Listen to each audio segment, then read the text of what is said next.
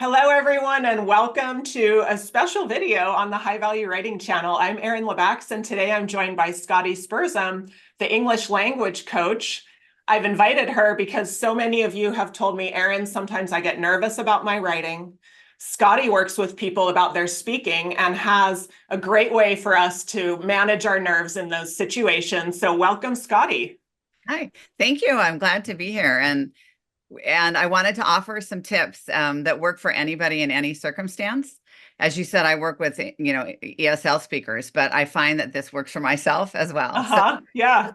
the first thing I tell my clients to do is really just to check your body posture. And it may sound sort of funny as a speaking person, but I got this from a yoga coach, and Erin's going to demonstrate for us. So what you want to do, well, first thing, you can just stretch, like move your arms around, whether you're sitting or standing, and loosen up your shoulders. Just loosen up a little bit. Okay. Yep. And this is kind of like if I'm about to speak in a situation or write something that I'm nervous about. And Yeah. when you're not in public purview, Yeah. right? You Like, kind of run into the you're bathroom not for going a to want few to do that, minutes. yeah, Right. in a Okay. conference room. But I'll give you tips for that later. So the other thing is to check your body posture, and I learned this from a yoga teacher, and that is to have your eardrums over your shoulders, shoulders over your hips while you're sitting. If you're standing, which I think Erin is standing, Yeah. eardrums over your shoulders, shoulders over your hips, hips over your ankles with your knees slightly bent, so Okay. that if you do get a little nervous and your knees lock up, you won't fall over. So, and what this does is it allows your entire diaphragm to be open and work more efficiently. The goal is to keep your cortisol levels, which are the fight or flight hormones, low and increase the testosterone. And so you've probably heard of the power poses from Amy Yes. Cuddy. So, this is my version of that. And checking your body posture alone also, and Erin, you have such great posture. If you look at your clavicle area, I think of that area as a smile, and it makes us look more powerful. I feel more powerful when my posture is better set. Like And keeping then, it open. yeah, it's very open, and I think we as individuals look more inviting when we're open. Like throw your shoulders really far forward, and Oh, I then feel so and confident. yeah, and say hi. I mean, like Hi. Don't you want to talk to me? the delivery doesn't work well, and I Right. think when you're No. typing, your brain isn't going to work as well either. When That's we're what happens to me, where once I get tense about something, I feel like I'm not as smart anymore because I'm kind of in a type of feeling and I can't center myself. So I'm excited about this for either a writer or a speaker to use. So I've got my posture. Do I do anything else, or I'm just checking my posture mainly and breathing?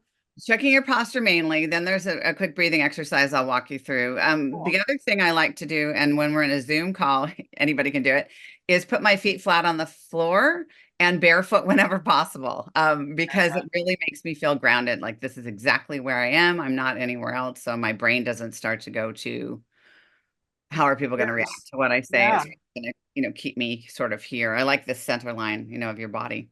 Hmm. And then to add in some breathing exercises, there are many of them. There's box breathing, which is one method, but I really like one that's very simple, and I'm going to lead you through it. Okay.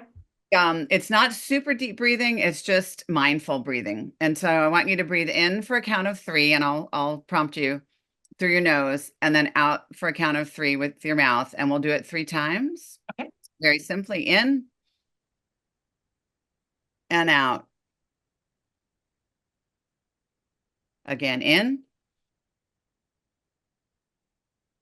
and out. Last one, in and out. So, do you feel anything?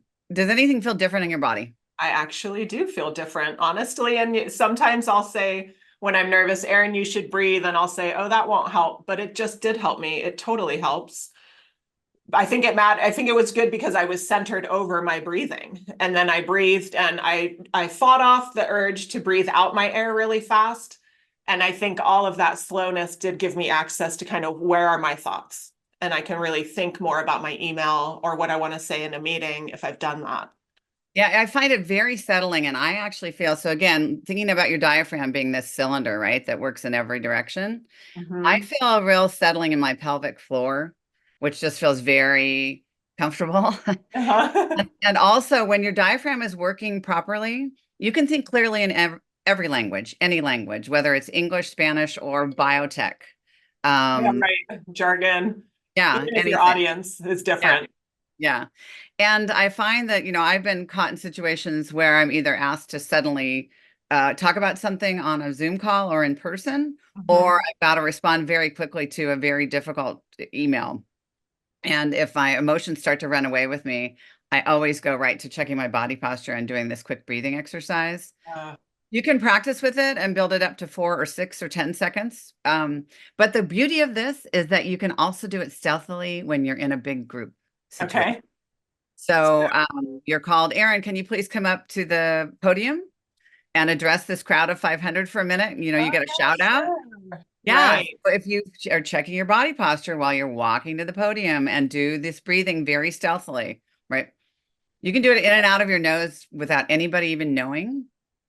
It'll start to settle you. And then if you practice this regularly, like daily, you can Mhm. call on it anytime and and just even think Uh-huh. about it. Now I think about breathing or settling my posture and I lower the cortisol. Yeah, I think it's worth creating that as a habit because that's example you just gave.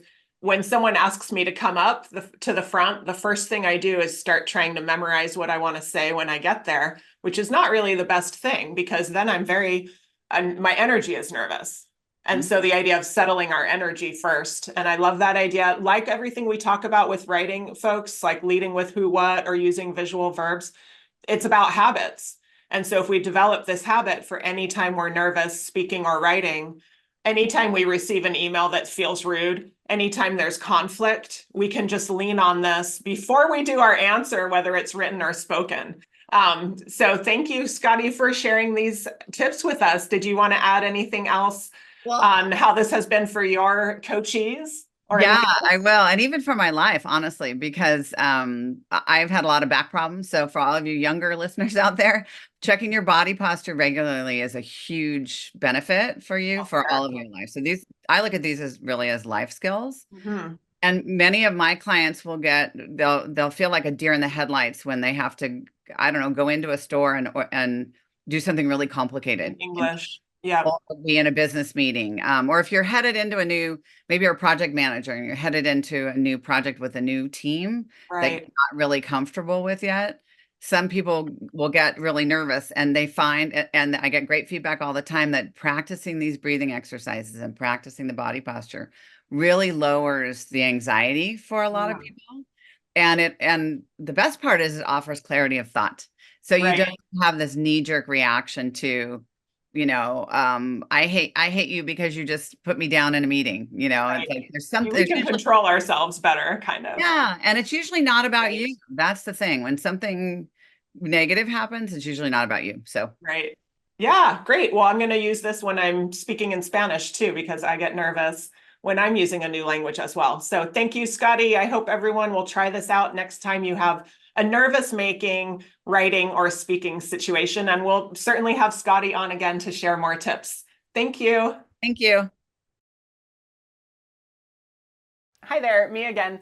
It can be hard to really build a habit with some of the concepts and strategies we've been looking at without practice. And that's why I've created the High Value Writing Workbook, which really covers practice exercises and examples for most of the things we've talked about on this channel. The first 5 chapters talk about how to be clear, concise, get your message noticed among the noise, get your point out there, get action in response. The second 5 chapters are the more relational side of writing, important for all of us and great for managers as well, because we're looking at how to give feedback, how to build trust and respect, how to create community, these more relational aspects that we can create through our communication. If you'd like to look into the workbook, there are quite a few different formats you can get. On Amazon has the print and the ebook. You can also get the print and the ebook through our website, and here's the link over here, as well as a fillable PDF if you prefer to type, or if you want to order in bulk for your team, people you supervise, people you work with, you can use the bulk order area. One thing to add on that note, the appendix of this book actually has discussion questions. So if you are a trainer, teacher, supervisor, there are questions for every chapter that you can talk with your team about and then have them go practice the problems in that chapter. So I hope you'll check it out. Leave a comment with a question if you have one, and I'll get back to you. Thanks. Have a great day.